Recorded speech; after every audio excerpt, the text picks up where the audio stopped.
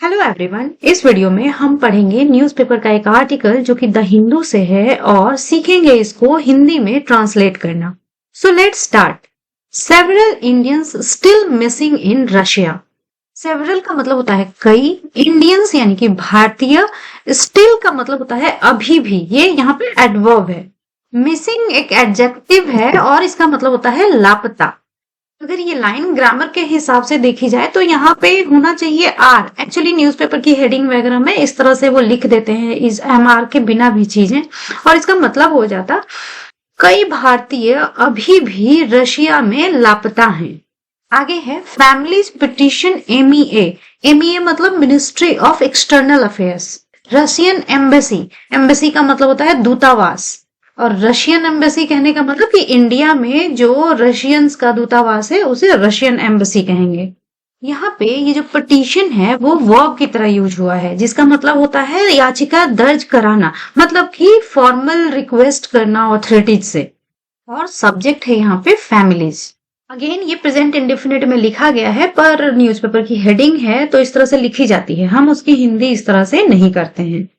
और मतलब हो गया परिवारों ने मिनिस्ट्री ऑफ एक्सटर्नल अफेयर्स और रशियन एम्बेसी में याचिका भेजा, मतलब कि फॉर्मल रिक्वेस्ट भेजा। आगे न्यूज है सेवरल इंडियन मेन, कई भारतीय व्यक्ति, ये मैन का प्लूरल है main, who were fraudulently enlisted. Fraudulently का मतलब होता है धोखे से, ये एक एडवर्ब है, और एनलिस्ट का मतलब होता है भर्ती करना। अच्छा, जो पार्ट हु से शुरू हो रहा है वो एक रिलेटिव क्लॉज शुरू हो रहा है, जो कि ये इंडियन मेन के बारे में एक्स्ट्रा इंफॉर्मेशन दे रहा है, और ये जो हु है वो मेन के लिए आया है।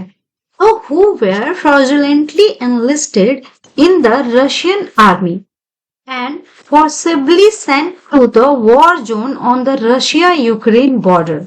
अब ये पार्ट हु से लेके और यहाँ पे बॉर्डर तक ये पूरा का पूरा रिलेटिव क्लॉज है। इस पार्ट का सब्जेक्ट हो गया हु, और एनलिस्टेड है इसका मेन वर्ब। यहाँ पे वर है और वर के साथ वर्ब की थर्ड फॉर्म यूज की गई है, तो ये है पैसिव का कंस्ट्रक्शन, मतलब कि पैसिव वॉइस है ये पास्ट इंडेफिनिट का। और यहाँ तक मतलब हो गया जो धोखे से इंडियन आर्मी में भर्ती किए गए थे। फोर्सिबली, फोर्सिबली मतलब कि बलपूर्वक। एंड के बाद वाले पार्ट के लिए भी सब्जेक्ट का काम ये हु ही कर रहा है, और उसका मेन वर्ब हो गया सेंड।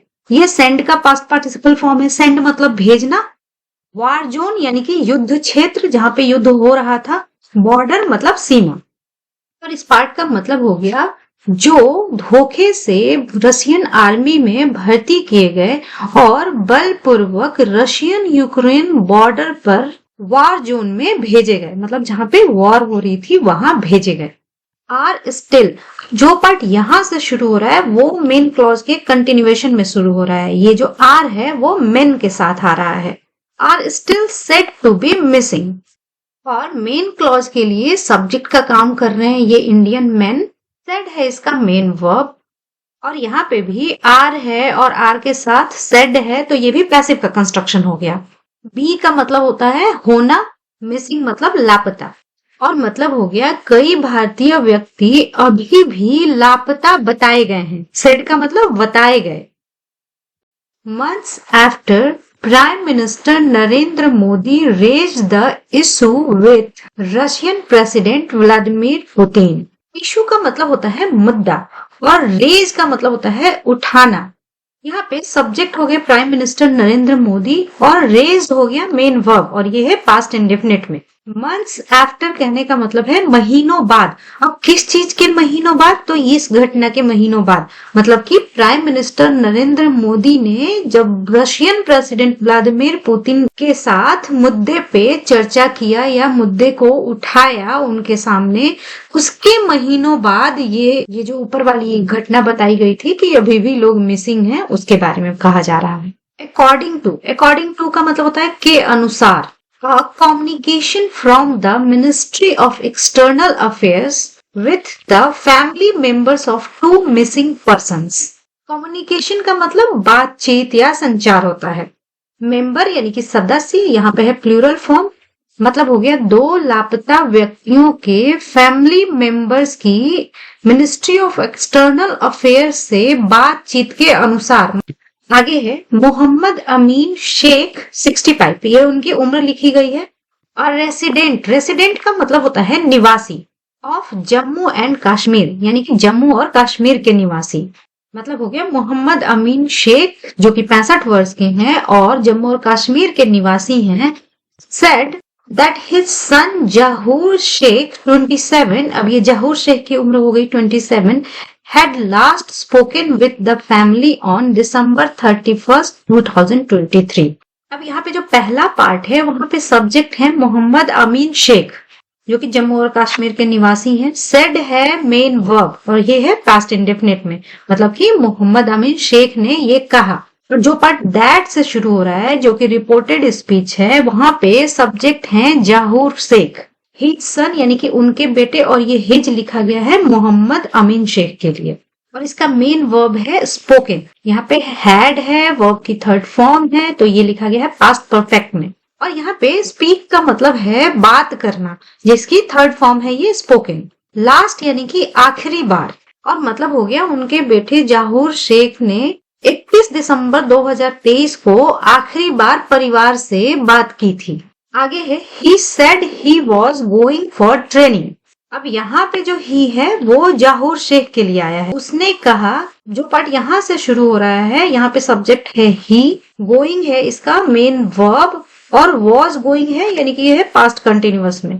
तो उसने कहा था कि वो ट्रेनिंग के लिए जा रहा है, फॉर ट्रेनिंग यानी कि ट्रेनिंग के लिए। And would not be available, available का मतलब होता है उपलब्ध, और बी का मतलब होना। For 3 months on the phone, on the phone यानी कि फोन पर, फोन के थ्रू। फॉर 3 months यानी कि 3 महीनों के लिए। अब यहाँ पे सारी चीजें पास्ट में लिखी गई है, इसीलिए यहाँ पे वुड का यूज किया गया है, विल का यूज नहीं किया गया है। एंड के बाद जो पार्ट लिखा गया है वहां भी सब्जेक्ट का काम ये ही कर रहा है, और इसका मेन वर्ब है ये बी। तो इस पूरी लाइन का मतलब हो गया कि उसने कहा था कि वो ट्रेनिंग के लिए जा रहा है और फोन पर 3 महीनों के लिए उपलब्ध नहीं रहेगा, मतलब कि फोन के थ्रू बातचीत उससे 3 महीनों के लिए नहीं हो पाएगी। बट व्हेन वी, लेकिन जब हम लोग स्टार्टेड गेटिंग न्यूज, यहां तक में सब्जेक्ट है वी और स्टार्टेड है इसका मेन वर्ब। और यहाँ पे जो गेटिंग है प्रेजेंट पार्टिसिपल फॉर्म है जो कंटिन्यूअस एक्शन के बारे में बता रहा है। गेट का मतलब होता है पाना, और यहाँ पे है गेटिंग न्यूज यानी कि न्यूज पाने के कंटिन्यूअस एक्शन के बारे में बता रहा है। और मतलब हो गया लेकिन जब हम लोगों ने न्यूज पाना शुरू कर दिया, अबाउट मतलब के बारे में, किस चीज के बारे में न्यूज पाना शुरू कर दिया, the deaths of Indians in Russia in January, जनवरी में रशिया में भारतीयों के मौत के बारे में। We got worried, again subject हो गया वी, गॉट हो गया इसका मेन वर्ब, और यह है पास्ट इंडेफिनिट में। और वरीड यानी कि चिंतित, ये यहाँ पे एडजेक्टिव है। एंड कॉल्ड हिज नंबर, और उसके नंबर पर कॉल किया। तो इस पूरे पार्ट का मतलब हो गया जब हम लोगों ने जनवरी में रशिया में भारतीयों की मौत के बारे में खबरों को सुनना शुरू किया, हम चिंतित हो गए और उसके नंबर पर कॉल किया। We could not reach him, यहाँ पे रीच का मतलब है संपर्क करना, कांटेक्ट करना। और यहाँ पे जो कुड है वो कैन की पास्ट फॉर्म है, क्योंकि सारी बातें पास्ट की बताई जा रही हैं। और मतलब हो गया हम लोग उससे संपर्क नहीं कर पाए। And are yet to hear from him, yet का मतलब होता है अभी भी, और ये टू कहने का मतलब है कि कोई काम करना अभी भी बाकी है, कोई काम अभी भी नहीं हुआ है। हियर का मतलब होता है सुनना, पर ये जो एक्सप्रेशन है हियर फ्रॉम हिम, मतलब कि उससे नहीं सुना है, यानी कि उससे अभी कोई बात नहीं हुई है, उसके बारे में नहीं पता चला है। जो पार्ट एंड के बाद है उसके लिए भी वी सब्जेक्ट का काम कर रहा है, मतलब हो गया और उससे अभी भी बात करना बाकी है, मतलब अभी भी उससे कांटेक्ट नहीं हुआ है। Said mister Sheikh, mister Sheikh ने कहा। आगे है after calling the Indian embassy in Moscow several times, यहाँ पे जो कॉल की आईएनजी फॉर्म है वो जेरंड की तरह यूज किया गया है। मॉस्को रसिया की कैपिटल है, सेवरल टाइम्स यानी कि कई बार, मतलब हो गया मॉस्को में भारतीय दूतावास को कई बार कॉल करने के बाद। And Failing to get a positive response on the whereabouts of his son. Response का मतलब प्रतिक्रिया, whereabouts का मतलब होता है पता ठिकाना, पॉजिटिव का मतलब सकारात्मक, और ये जो फेलिंग है वर्ब की आईएनजी फॉर्म, ये अगेन जेरंड है। फेल का मतलब असफल होना, गेट का मतलब प्राप्त करना। यहाँ पे हिज यूज किया गया है मिस्टर शेख के बारे में। तो यहाँ तक का मतलब हो गया मॉस्को में भारतीय दूतावास में कई बार कॉल करने और उनके बेटे के पता ठिकाने के बारे में पॉजिटिव रिस्पॉन्स पाने में असफल होने के बाद mister Sheikh and his 2 other sons arrived. Arrive का मतलब होता है कहीं पे पहुंचना। In Delhi last week to seek answers. Seek मतलब ढूंढना, खोजना। Answer मतलब कि उत्तर। From the MEA and the Russian embassy here. यहाँ पे सब्जेक्ट पार्ट हो गया mister Sheikh and his 2 other sons. Arrived है मेन वर्ब और मतलब हो गया मिस्टर शेख और उनके 2 दूसरे बेटे दिल्ली पहुंचे लास्ट वीक। यहाँ पे रशियन दूतावास और MEA से जवाब ढूंढने के लिए या जवाब पाने के लिए, कि मतलब उनके बेटे के साथ क्या हुआ, उनका बेटा कहाँ गया। We submitted a petition. We हो गया सब्जेक्ट, सबमिट हो गया मेन वर्ब और यह है पास्ट इंडेफिनिट में। हमने एक याचिका दर्ज कराई टू द रशियन एम्बेसी, मतलब कि हमने रशियन एम्बेसी में पटिशन सबमिट किया, याचिका दर्ज किया। द MEA ऑफिशियल्स, ऑफिशियल का मतलब होता है अधिकारी और यहाँ पे है plural form. Said that at least का मतलब होता है कम से कम 15 इंडियंस आर स्टिल मिसिंग। यहाँ पे पहले पार्ट में सब्जेक्ट हो गए ये ऑफिशियल्स और सेड हो गया मेन वर्ब, और सेकेंड पार्ट में सब्जेक्ट हो गए ये 15 इंडियंस और मतलब हो गया मिनिस्ट्री ऑफ एक्सटर्नल अफेयर्स के अधिकारियों ने ये कहा कि अभी भी कम से कम 15 भारतीय लापता हैं। एंड दो का मतलब है यद्यपि। The Russian government is cooperative. Cooperative एक एडजेक्टिव है जिसका मतलब होता है सहयोग करने वाला, साथ देने वाला। तो इस पार्ट का मतलब हो गया और यद्यपि कि रशियन सरकार कोऑपरेटिव है, सहयोगी है। Their commanders on the ground are not responsive.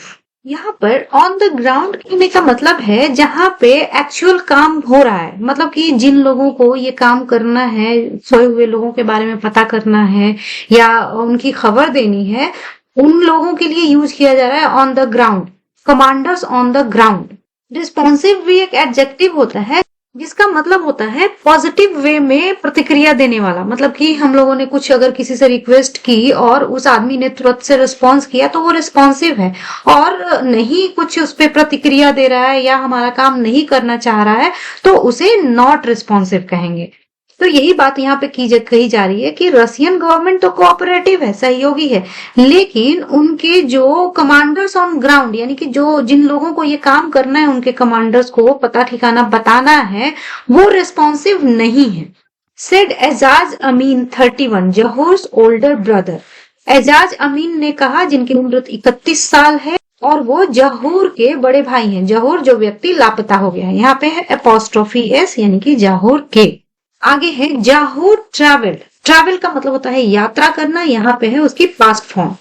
To Russia, मतलब कि जहूर ने रशिया की यात्रा की। आफ्टर मतलब के बाद, किस चीज के बाद। ही केम अक्रॉस। कम अक्रॉस एक फ्रेजल वर्ब होता है जिसका मतलब होता है अचानक से किसी चीज का मिल जाना या अचानक से कोई चीज दिख जाना, और यहाँ पे ये पास्ट टेंस में है इसीलिए केम लिखा गया है। अ यूट्यूब वीडियो, मतलब कि एक यूट्यूब वीडियो देखने के बाद। Promising the job of a security helper. Helper मतलब सहायक और सिक्योरिटी का मतलब होता है सुरक्षा। अब यहाँ पे जो प्रॉमिस की आईएनजी फॉर्म है ये प्रेजेंट पार्टिसिपल है जो इस वीडियो के बारे में बता रहा है, और प्रॉमिस का मतलब होता है वादा करना। तो मतलब हो गया कि सिक्योरिटी हेल्पर के जॉब का वादा करने वाली यूट्यूब वीडियो। तो इस पूरे सेंटेंस का मतलब हो गया एक सिक्योरिटी हेल्पर की जॉब का वादा करने वाली यूट्यूब वीडियो को देखने के बाद जहूर रसिया गया, मतलब जहूर ने रसिया की यात्रा की। इंस्टेड एक एडवर्ब होता है जिसका मतलब होता है इसकी बजाय या इसकी जगह पर।